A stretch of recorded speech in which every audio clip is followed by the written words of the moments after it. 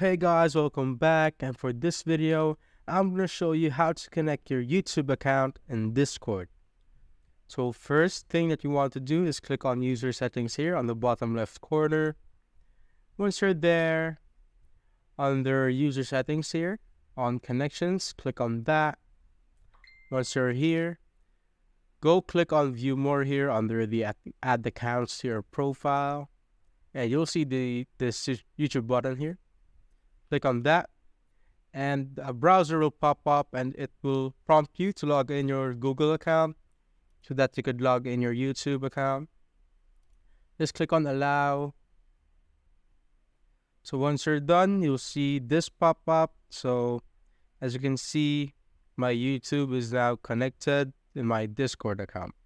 So that's it, guys. If you have found this video helpful, simply leave a like below or subscribe because it helps reach more people. See you on the next one.